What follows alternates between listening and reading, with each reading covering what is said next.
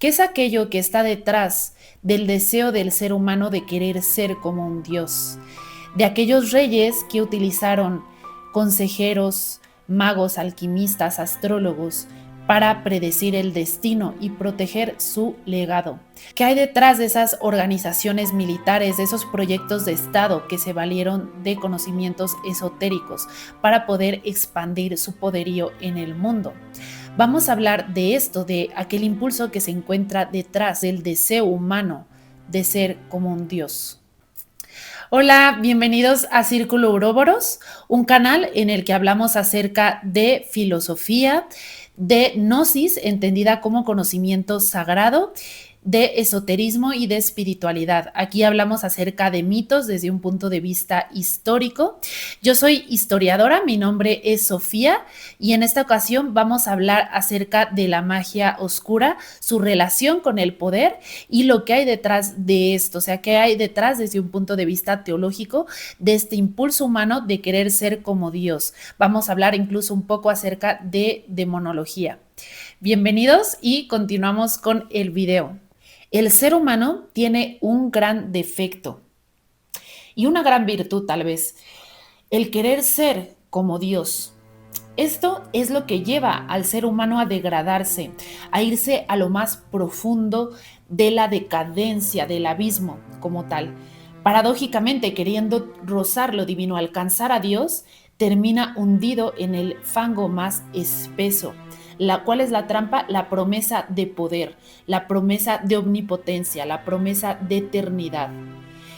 Los seres humanos anhelamos parecernos a los dioses, anhelamos belleza sobrehumana, abundancia inagotable, poder total sobre otros y sobre nosotros mismos. El ser humano todo el tiempo extraña el reino divino, pero realmente nuestra condición humana, nuestra condición finita, nuestra condición en este mundo que los gnósticos veían como un mundo que había sido creado para degradarse, para que todo se ha destruido al final, todo es frágil, ¿no? Todo lo que empieza termina, todo lo que llega a su auge tarde o temprano vuelve a su decadencia. Realmente pensamos en nuestra inocencia como seres humanos que podemos andar hacia un progreso eterno y llegar incluso a tocar a Dios. Pero ¿qué pasó con la Torre de Babel? Cuando el ser humano quiso alcanzar a Dios, terminó aún más fragmentado de la divinidad y perdió el conocimiento divino.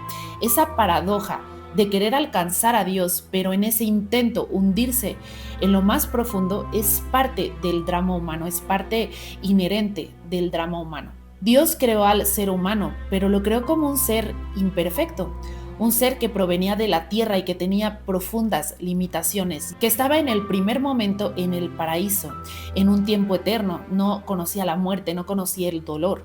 Sin embargo, este estado de plenitud tenía un costo. El costo era no conocer el abismo, no tener ese conocimiento de la finitud, del dolor. Curiosamente, la sabiduría que iba a obtener el hombre iba a ser a través de su viaje a los abismos. ¿Cuáles son los abismos? Esta tierra. Un abismo más profundo, podríamos hablar en la cosmovisión cristiana, podríamos hablar del infierno, un abismo todavía más profundo. Pero ¿qué pasaría si, tal como lo veían los gnósticos, el infierno está aquí en la tierra? El abismo es aquí en la tierra. Aquí donde nacemos para inevitablemente degradarnos, aquí para estar sometidos a las fuerzas del tiempo, a las fuerzas de la materia, para olvidar, ¿no?, nuestra naturaleza sagrada, nuestra naturaleza divina, olvidar a Dios entre placeres inmediatos, todo esto. Pues bueno, ese drama cósmico del ser humano que de pronto es tentado por la serpiente que le promete el conocimiento del bien y el mal, y la serpiente no mentía, porque realmente ¿cómo conocerías el bien y el mal si no has probado el infierno, si no has viajado a la oscuridad? ¿Cómo vas a saber qué es la luz? La serpiente le dio el fruto del conocimiento a Eva, y con ello también marcamos aquí el inicio de nuestra travesía por el abismo. Eso que pudiera parecer una debilidad humana, una caída humana, caer del paraíso, también constituye paradójicamente una de las grandes proezas o de las grandezas de la gloria del ser humano. Aquel viaje al abismo que se puede observar como algo triste, como una decadencia del ser humano, en el fondo también entrega al ser humano su gloria.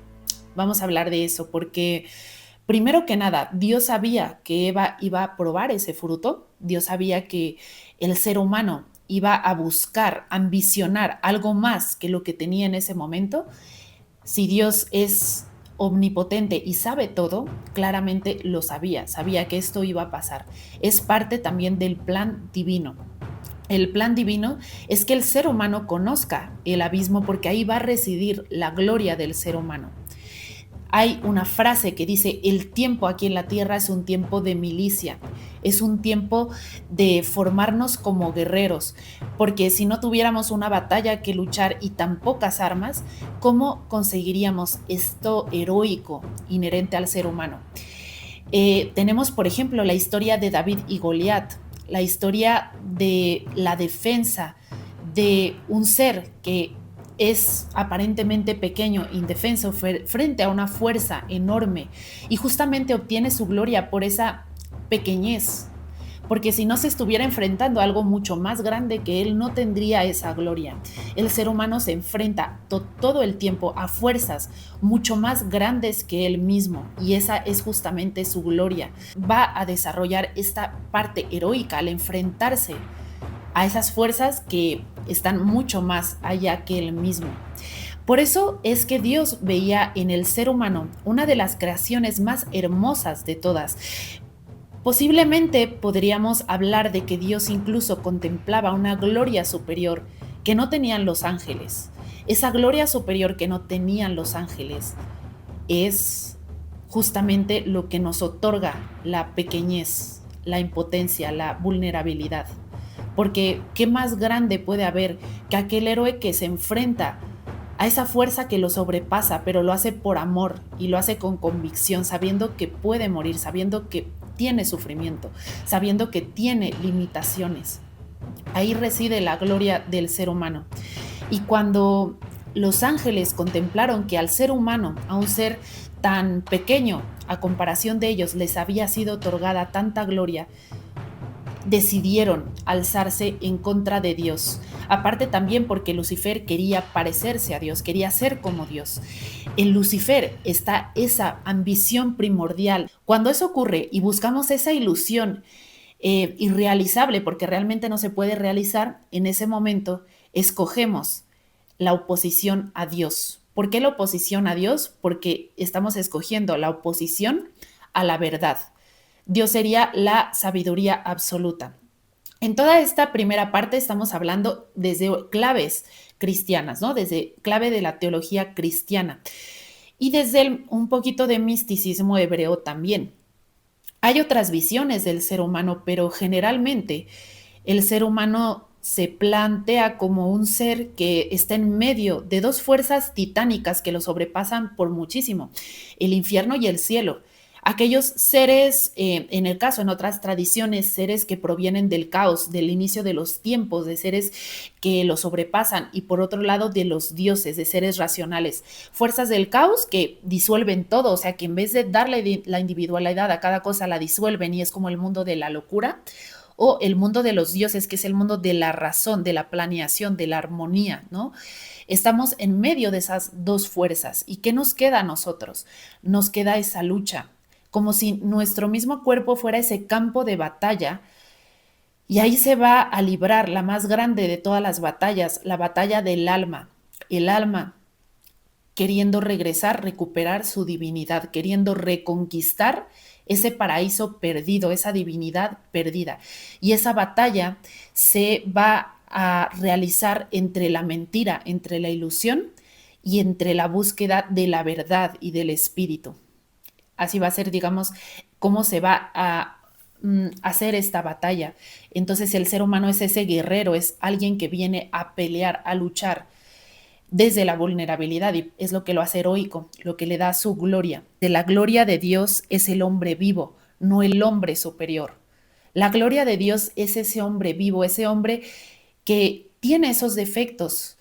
Esta es parte de la teología cristiana, parte fundamental de la teología cristiana, de cómo el ser humano es entendido por la divinidad en su propia finitud, en sus propios defectos. Por eso la venida de Cristo, la venida de la conciencia divina a experimentar esa finitud para poder compadecerse de ella y generar como una especie de síntesis. Ahí hay lo importante y ahí el secreto místico de esto, porque Dios no sería absoluto si no fuera la conciliación de todos los opuestos.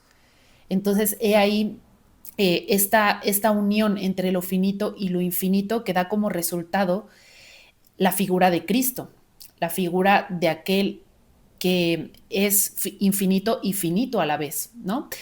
Eh, Esto refleja la belleza de la finitud y de la belleza de experimentar la humanidad en tanto humanidad, en tanto realidad. Y de hecho, vamos a hablar, por ejemplo, de la palabra humildad. ¿Qué es la palabra humildad? Viene de humus, de tierra. El humano fue creado del humus, de la tierra, fue creado del barro y le fue dado el soplo del espíritu. El humano es la primera síntesis entre la finitud y la infinitud, porque nosotros podemos acceder, al menos de manera abstracta, a conocimiento espiritual. Por ejemplo, podemos acceder a una idea del infinito, podemos nosotros pronunciar el concepto infinito y considerarlo, aunque no lo podamos experimentar de manera sensible, o sea, con nuestros sentidos. No es así de que yo tengo aquí el infinito, no es algo que podamos ver, tocar, pero lo podemos visionar. El ser humano puede visionar la figura de Dios. El ser humano es esa primera síntesis que después va a llegar a su clímax en la figura de Cristo como símbolo. Cristo, que es esta figura que simboliza justamente, ¿no? O sea, más allá del personaje real o no real, como lo quieran ver, no es lo importante aquí, lo importante es el símbolo, porque hay una frase que una vez estaba escuchando un teólogo que dijo que cuando estaba realizando un exorcismo, un demonio le dijo, lo más importante son las almas, lo más importante son las almas, no la materia, no la creación, nada, las almas. Las almas es esa parte finita, o sea, ¿qué es el alma? Es esa parte finita de lo infinito. Es así, el alma es tu psique, tu mente, y tu mente tiene contacto con lo finito, pero también con la infinitud. El espíritu es plenamente infinito. El alma se espiritualiza cuando empieza a reconocer el infinito en su corazón. Cuando empiezas tú, ¿no?, a pelear por conceptos que van más allá de lo tangible, cuando peleas por amor, cuando peleas por justicia, cuando peleas por bien. Todos estos son conceptos que ya rayan en el espíritu porque van más allá de lo concreto y son conceptos que van más allá del tiempo, o sea, no hay... o sea, van más allá del tiempo y del espacio, son conceptos abstractos que están en el mundo de las abstracciones, ¿no? Entonces, partiendo de esta primera etapa, de esta primera visión, entonces, ¿cuándo surge el impulso de la magia oscura, de la magia demoníaca?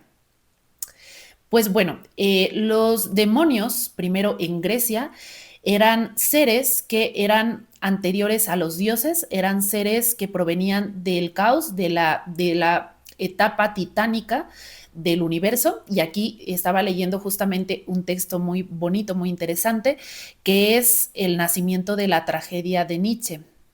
Y justamente ahí se menciona esta cuestión de los demonios griegos, porque los griegos fueron los que inventaron la palabra demonio.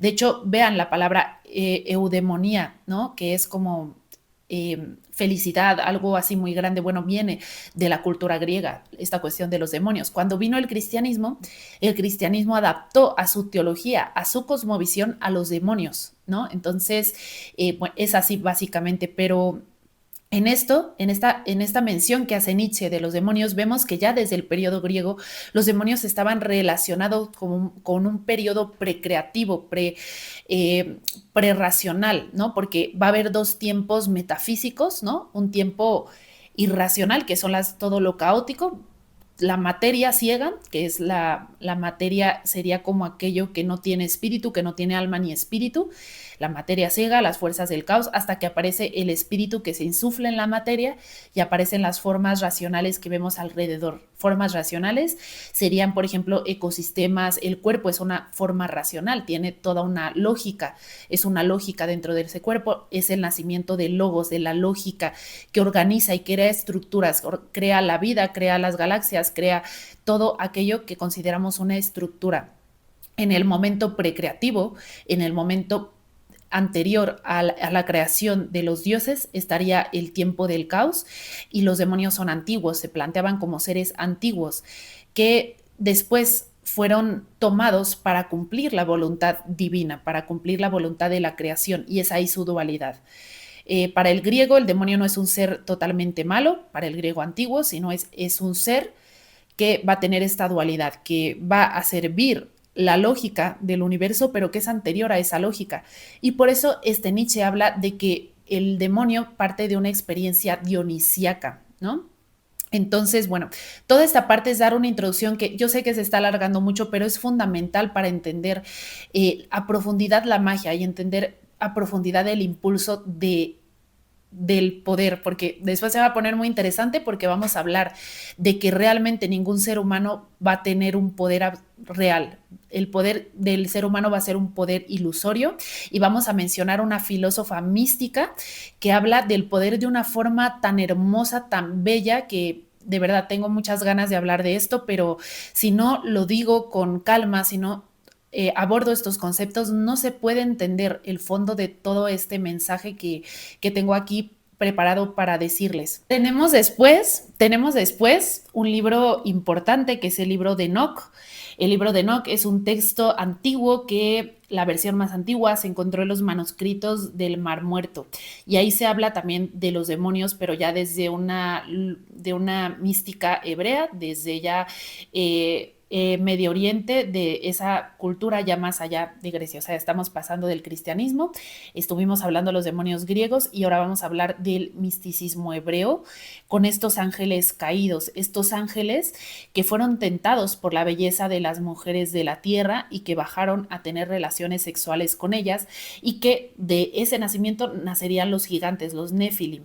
Bueno, uno de esos ángeles, bueno, varios de ellos más bien, le entregaron a las mujeres conocimiento prohibido sobre magia y sobre artes oscuras.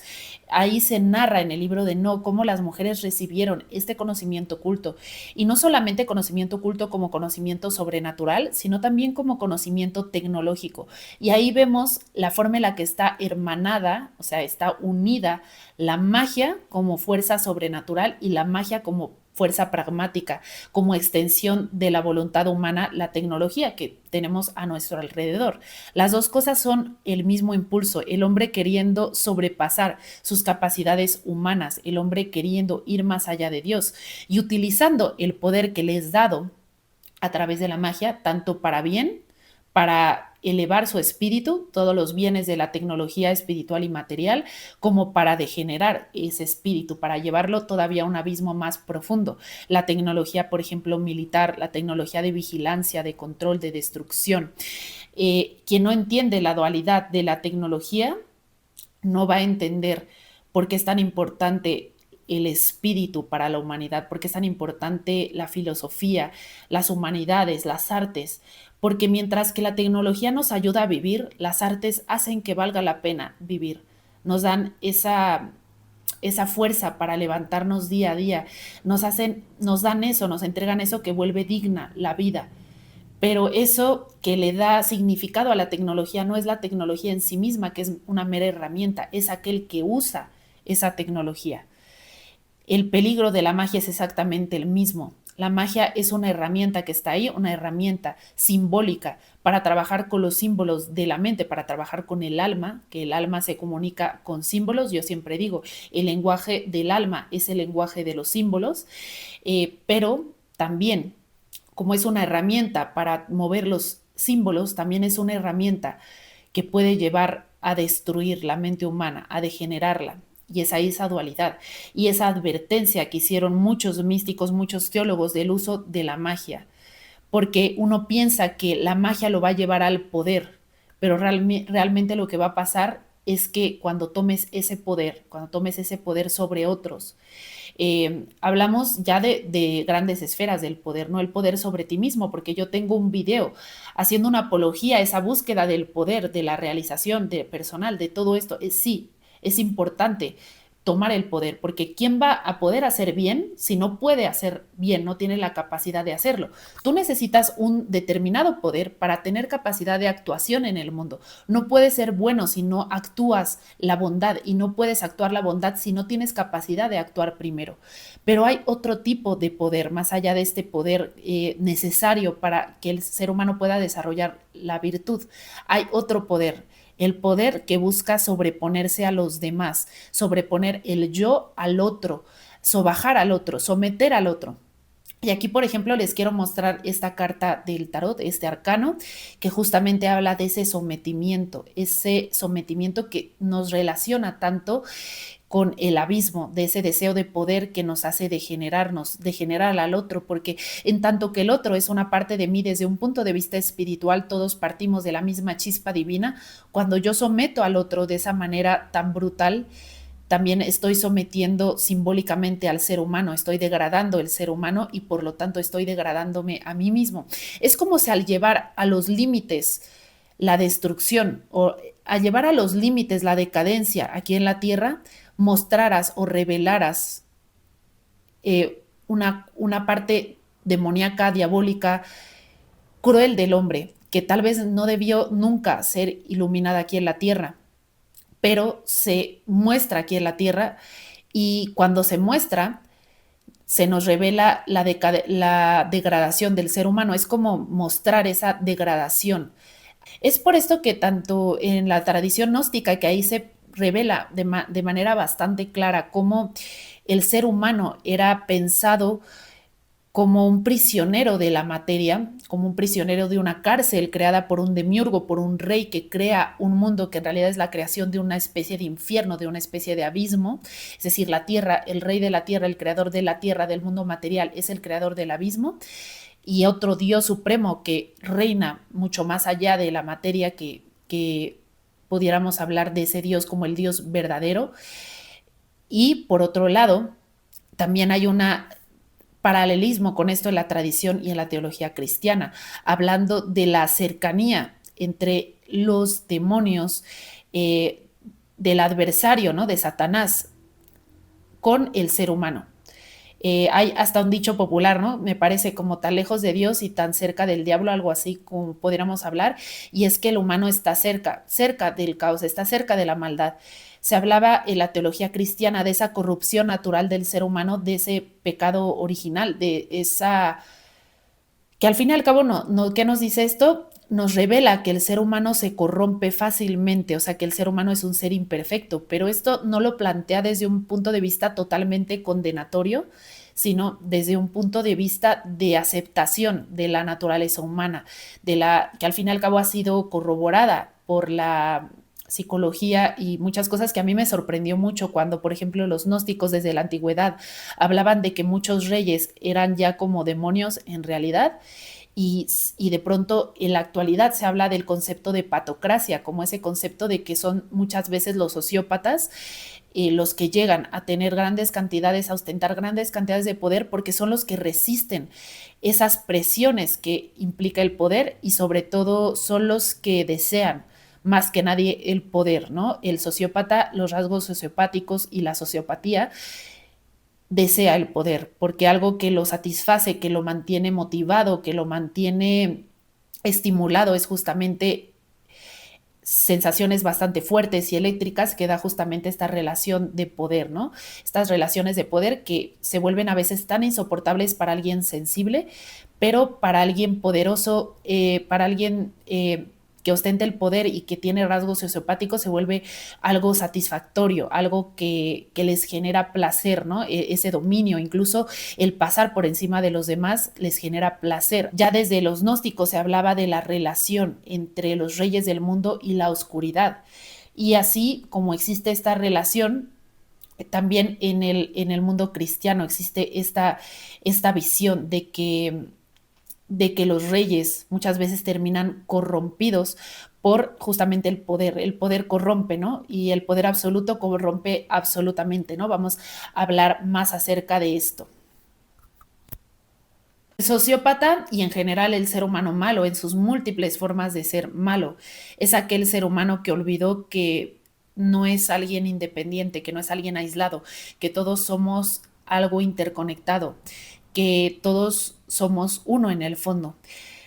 Y este olvido lo hace querer remediar ese encarcelamiento en su propia esencia individual y material, remediarlo mediante el poder absoluto, mediante la riqueza absoluta, todo esto, pero no para elevar la materia, no para decir voy a utilizar esta riqueza para hacer un mundo mejor, sino voy a utilizar esta riqueza para someter al otro y sentirme superior, sentirme un dios en la tierra. Hay una filósofa que se llama Simone Weil. Ella tiene un texto acerca de la Ilíada, ¿no? Volvemos aquí al pensamiento griego y habla justamente de que la Ilíada es una historia acerca del poder. ¿Saben quién tiene un video muy completo de este tema? Darín en su canal. Si conocen a Darín, pueden buscar, tiene un video que se llama El Poder, algo así, o La Fuerza, perdón, se llama La Fuerza, y habla justamente de esta reflexión que hace Bale acerca de la fuerza, literal, del poder. Al fin y al cabo, hablando de que el poder no es algo que el hombre toma, o sea, el hombre no toma el poder, yo no tomo el poder me toma a mí. Cuando tomamos el poder nos vuelve un objeto, no tanto alguien que ejerce el poder nos mueve a su antojo, nos mueve como si fuéramos una pieza en el tablero de ajedrez y no es absoluto, el poder cambia de manos. Vemos en la historia todas estos momentos en el que un poderoso tiene que perderse incluso a sí mismo. Cuando estamos en esas posiciones del poder, ya no eres tú, ya no eres Juan, ya no eres Fernando, ya no eres tú, tu nombre, ya no pierdes esa individualidad y te vuelves más bien la fuerza, esa fuerza que más bien te ha tomado a ti, más que tú la tomaras a ella, porque de pronto te vas a encontrar haciendo cosas que posiblemente te van a despersonalizar, siempre van a estar en paranoia, con miedo a perder ese poder. Y es ahí, si tienes tanto miedo, miedo constante de perder algo, es que realmente no lo dominas, él te domina a ti, o sea, el poder te domina a ti, te vuelve un objeto previamente, antes de matarte prácticamente, porque el poder mata, el poder degrada primero y después mata. Vamos a hablar de cómo estos poderosos, el poder es algo, una carga tan fuerte que terminan recurriendo a la magia, ¿no? Tanto a la magia práctica, que sería la tecnología, que ya vimos que hay una hermandad entre la magia simbólica y la magia práctica, pero también hay una magia simbólica. ¿Qué es la magia? Vamos a hablar de que la magia es primero el conocimiento de los símbolos, del lenguaje simbólico y la aplicación de ese conocimiento. Va a haber múltiples formas de magia, ¿no? Tenemos desde la teurgia, que es la forma de magia más alta, hasta formas de brujería que son brujería que buscan romper la ley divina, como por ejemplo brujería que busca doblegar la voluntad de otros, esta magia que consideramos o se ha hablado de ella magia negra, y diríamos, es que la magia blanca es aquella que tiene buenas intenciones, lo simplificamos así, y la magia negra tiene malas intenciones. Pero, ¿qué es una mala intención en primer lugar o qué es el mal? Desde una perspectiva bíblica, teológica, desde una perspectiva desde una perspectiva profunda, el mal justamente consiste en el ser humano olvidándose de, primero que nada, que es un ser incompleto, queriendo ser lo único que existe, es decir, querer ser el centro del universo, ¿no? Querer ser más por encima de los demás, ¿no? Esta sería el impulso primario de la maldad.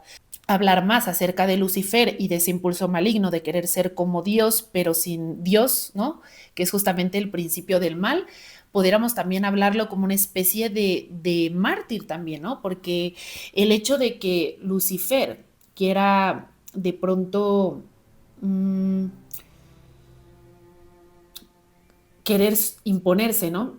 A los planes divinos, querer imponerse a eso, al fin y al cabo hace que el plan divino se cumpla, entonces también tiene claramente su función. Pero más allá de esto, vamos a hablar de ese impulso de Lucifer que lo transforma en Satán, que lo va haciendo opaco cada vez más, ¿no? Ese impulso de primero Lucifer, un ángel, arcángel, ¿no? Muy poderoso, luminoso, de pronto va perdiendo esa luminosidad en esa lucha, en esa oposición, al olvidar que era parte de Dios y al querer como diferenciarse de Él. Querer olvidar que somos parte de Dios es olvidar que somos parte de una naturaleza, es olvidar que somos parte de una humanidad, es olvidar que somos uno. Este es el principal olvido. Bueno, a lo largo del tiempo pues ha habido estos personajes de poder que con ese peso tan brutal del poder recurren a la magia. Hablemos acerca de casos puntuales para que este video no quede, digamos, tan abstracto, tan alejado de la realidad, ¿no? Y sobre todo para aquellos incrédulos por ahí que digan, no, está hablando como desde ninguna prueba o desde ningún caso concreto, ¿no? Pues bueno, podemos hablar primero de John Dee, que fue un caso bien interesante. Era un personaje, un místico, un esotérico, personaje con conocimiento esotérico que calculaba las coronaciones de Isabel I y hacía mapas astrológicos para que se lograra la expansión del imperio inglés, ¿no? Este es un caso muy interesante. También tenemos el caso de los Medici, esta famosa familia italiana con tanto poder que protegía tanto a Marsilio Ficino, ideólogo del Renacimiento, como Pico de la Mirándola, que estos dos personajes constituyeron el alma renacentista, gran parte del alma renacentista, y tenían también mucho conocimiento y profundizaron mucho acerca de la magia hermética. Pico de la Mirándola es quien escribe Discurso de la Dignidad del Hombre, pero también tiene un tiene un texto donde profundiza sobre la cábala cristiana. Tenemos también, por ejemplo, la famosa historia de Rasputín, este personaje enigmático, protegía desde ese flanco invisible a los gobernantes. También tenemos que en el siglo XX continuaron estas ideas. Tenemos, por ejemplo, la masonería inglesa, que es parte del discurso del poder. De hecho, vemos en todo el simbolismo de bastantes monumentos, palacios, construcciones estadounidenses y de América y de todas partes del mundo, simbología masónica. Entonces vemos que hay un proyecto esotérico detrás de esos poderes. También lo podemos ver, por ejemplo, con la historia de los nazis, ¿no? La historia esta que, bueno, no voy a hablar mucho de esto porque en YouTube no se puede, pero también tenían un discurso bastante esotérico. Hay una parte muy importante de ocultismo en esta historia de la Segunda Guerra Mundial. Entonces, bueno, aquí hay bastantes casos concretos y al fin y al cabo la magia no solamente protegía a personas, a políticos como tal, sino también protegía a proyectos de Estado, protegía a proyectos de nación. Tenemos un montón de símbolos mágicos hasta en el dólar, hasta en el billete del dólar, a símbolos esotéricos, símbolos en relación a este mundo invisible, a este mundo divino. Y incluso se ha hablado de los poderosos y cómo realizan rituales. Tenemos el ritual que ocurrió en el Bohemian Grove, que ya es algo que ya he mencionado mucho. Y por otro lado, también tenemos un texto interesante que habla de los brujos del poder, ¿no? Que es un texto donde se menciona que una política, no voy a dar nombres de aquí de México, pues utilizó la santería, utilizó el sacrificio de un león para, con su sangre, protegerse o hacerse como una especie de protección a costo de un gran sacrificio que iba a tener, ¿no? Todo esto aquí explicado en este libro de los magos del poder, pero también ocurre en el narcotráfico, la, la utilización, en este caso, de la magia y del ritual para la protección de diferentes grupos o personas. Tenemos con ello a figuras, por ejemplo, de la Santa Muerte, que también ha sido una figura no utilizada, pero vamos a poner una figura adorada y que se le hacen sacrificios humanos, lamentablemente, en la actualidad. Entonces, son cosas muy oscuras desde proyectos de Estado, o sea, desde proyectos de Estado que podríamos decir que es ambiguo, no podemos decir que es totalmente oscuro, porque es como para proteger, ok, una nación, proteger, pero también una dinastía, a un rey, a un gobernante, pero también tenemos otras cosas muy oscuras, ¿no? Que es la búsqueda de ese poder personal a raíz de la utilización de seres que pueden ser ya directamente oscuros o pueden ser ambiguos, que pueden tener como dos caras, una cara benéfica y una cara maligna, depende cuál sea su voluntad, ¿no? De estos seres. El impulso del mal, el impulso, este primer impulso maligno que es de oposición a Dios, es algo muy extendido en la magia moderna, en la magia popular moderna, con la ley de la atracción, con todo esto que al fin y al cabo nos habla de que somos dioses encarnados, de que debemos superar nuestra naturaleza humana y debemos de aprender a manifestar nuestra realidad, ser casi como seres omnipotentes, lo cual en el fondo genera muchísima angustia. Al inicio genera como una euforia de sí es cierto, no me había dado cuenta y esto, pero después genera angustia porque se vuelve algo que deja de tener esta parte contemplativa de las religiones. Esta visión de la magia en la que el ser humano es un dios parte de una tradición muy antigua de oscuridad en el ser humano y de falta justamente de humildad, que la humildad está muy mal entendida como, digamos, hincarnos ante alguien más, pero no, la humildad sería hincarnos ante la creación, no ante otro ser humano, no, ante la creación, que ahí sí es algo honesto, porque ningún ser humano es superior a otro totalmente, o sea, va a haber unos más desarrollados en virtud que en otros, pero al fin y al cabo somos la misma potencialidad, ¿no? Pero este, algo que no podemos evitar es que la creación sea muy, mucho más grande que nosotros mismos y ahí reside nuestra grandeza, pero también debemos de no olvidar nuestra finitud, porque justamente ahí es donde está la perla de lo que significa ser un ser humano. La espiritualidad no debe volverse un medio para convertirte en un dios o en alguien superior a otros. Si buscas eso, estás practicando como tal la magia negra, como tal, estás practicando eso, que simplemente lo que va a hacer es que va a elevar tu ego. La ilusión te va a engañar, te va a decir es que tú vas a tomar el poder, pero realmente, como dice Simone Weil, el poder te estará tomando a ti. Voy a tomar una reflexión muy interesante de Simone Weil, quien encarna un poder que no comprende, o sea, que lo sobrepasa, corre el peligro de volverse su instrumento. La gente piensa que tiene el poder, pero en realidad es un instrumento del poder. Los tiranos totalitarios, los narcolíderes que ejercen violencia, atrapados en su propia ilusión que los despersonaliza, confirman justamente esta frase.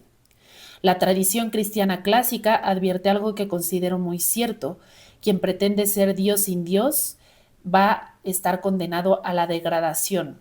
El resultado no va a ser una superhumanidad, sino una infrahumanidad. La mentira de controlar lo incontrolable erosiona la dignidad humana. Bueno, esto ha sido todo en este video. Muchas gracias por estar aquí. Espero que les haya gustado esta reflexión y no olviden comentar, ¿no? Si les gustó este video, igualmente pongan like. Hasta luego, muchas gracias por escucharme y nos vemos en el siguiente video.